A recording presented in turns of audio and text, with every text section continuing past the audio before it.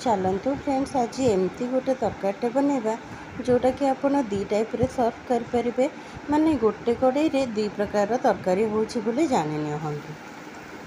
प्रथम सोयाबीन को पानी रे सोक करी ताको भलसे चिपुड़ी काढ़ीदबा ताकू तेल रे लुण हल्दी पकई पूरा कुड़कुड़ कर भाजी काढ़ी अलगा रखीदबा। तापर पियाज टमाटो कैप्सिकम को बड़ बड़ आकार काटिदबा जेमती कि आमे चिल्ली रे पकाती।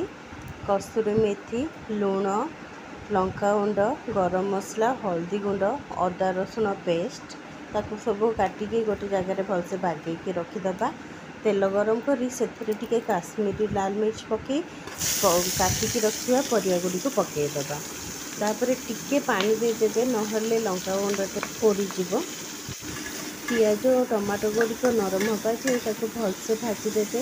टिके तेल छाड़ी आसला परे से काटिकी रखिथिबा आलू और अल्प पानी देकी ताको पुणी भलसे कषिबे।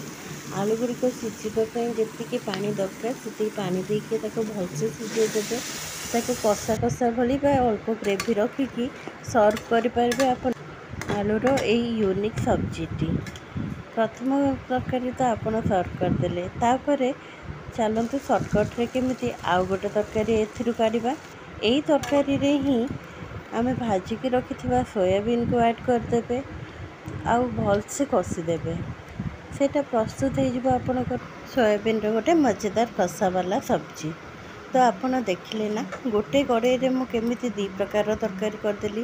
जेतेबेले आपण घर गेस्ट आसबार थिबो आइटम बेसी करिवार थिबो आपण निश्चिंत भावे एई प्रकार रे दीटी आइटम गोटे कड़े रे करि परिबे और दीटार टेस्ट अलग अलग मध्य पूरा रहिबो। कारण सोयाबीन रो टेस्ट अलग रहिबो आलूर टेस्ट अलग रहिबो।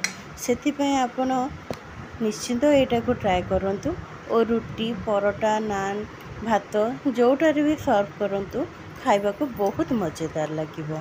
जदि मो वीडियो गुड़िक आपको भल लगुच प्लीज़ लाइक शेयर सब्सक्राइब कर दिंतु।